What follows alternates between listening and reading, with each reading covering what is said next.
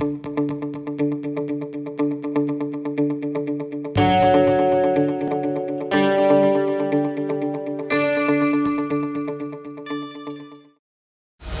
war is just the beginning.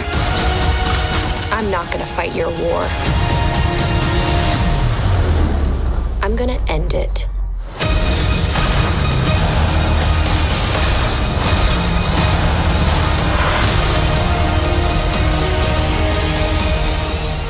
Captain Marvel is a 2019 superhero film based on the Marvel Comics character Carol Danvers. The film is written and directed by Anna Boden and Ryan Fleck, produced by Marvel Studios, and is the 21st film in the Marvel Cinematic Universe. The movie stars Brie Larson as Carol Danvers, along with an impressive supporting cast, including Samuel L. Jackson, Ben Mendelsohn, and Jude Law. 21 movies and 11 years into the MCU, and we are finally introduced to the character of Carol Danvers in Marvel's first solo female film.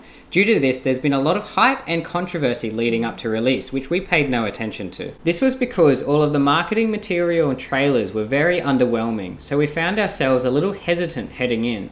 Thankfully, the trailers aren't an accurate representation of the end product, and it didn't take long for the movie to grab our attention. The film is set in the year 1995 and follows Danvers, member of the elite Kree military team Star Force, as she is caught in the center of a galactic conflict between two alien worlds. This conflict leads her to Earth, where she begins to question her identity as she realizes she may have had a life here on Earth, and we watch her take a journey of self-discovery, turning into one of the galaxy's mightiest superheroes, Captain Marvel. At the beginning of the film, we're introduced to the Star Force team, led by Jude Law's character Yon-Rogg.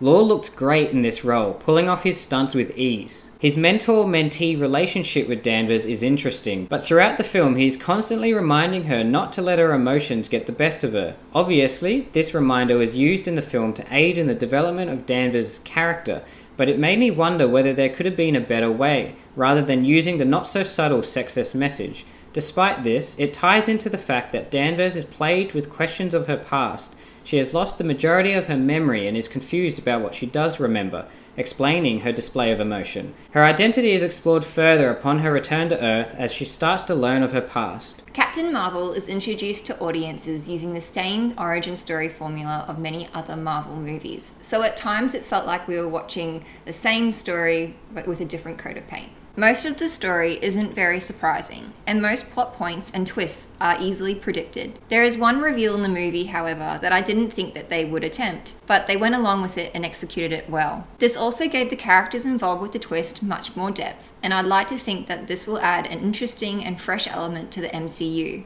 The film itself felt nostalgic, as it incorporated 90s pop culture into its themes.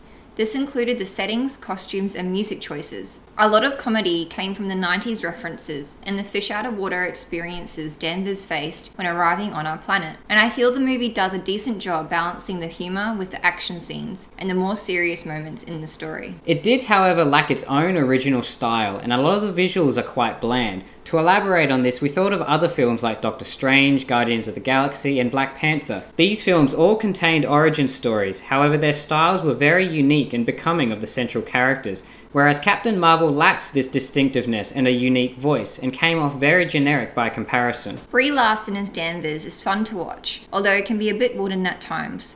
I don't think this is out of place though, as she is learning about herself throughout the film, and is deciding what kind of person she wants to be. I completely bought Larson as Danvers, and can't imagine anyone else in the role, and it's really enjoyable watching her slowly become accustomed to her abilities and become a powerful badass. I also liked watching her confidence grow as she decided what was important to her. My favourite thing about her character though was her friendship with Nick Fury. Yeah, Larson's chemistry with Samuel L. Jackson is really fun to watch, and I was pleasantly surprised to see Nick Fury play such a huge role in the movie. And the special effects to de-age Jackson's face are just incredible. I kept trying to look for flaws at first and I couldn't spot any, and it had gotten to the point where I was just not even noticing or remembering that his face had been altered. It just looks so good.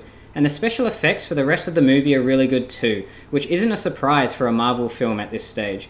And I was really impressed by the makeup and effects that went into creating the shape-shifting Skrulls, who are the alien race opposing the Kree in this story's main conflict. The ending moments in conflict do play out different than you'd expect for a movie like this, which was quite welcomed. However, at the same time, there was no resolution to any of the story threads introduced throughout the film. This makes the movie feel more like a setup for another story, which was disappointing for this character's introduction. Although the audience is aware that there are more movies to come, Captain Marvel should not feel like it is a stepping stone type of movie. It's a shame because we have waited so long for a superhero movie that focuses on a female character, and it was exciting to hear that Brie Larson would be playing Captain Marvel, as she is so talented. Not to mention that it also has a woman, Anna Boden, as the co-director and writer. These are awesome achievements due to the nature of the industry. Aside from this, there is still a lot of fun to be had with this film. Although there is a lot going on, it's great and enjoyable to see Captain Marvel on the big screen, and I'm really excited to see where they go with this character in the future. I give Captain Marvel a 3.5 out of 5. And I give it a 4 out of 5.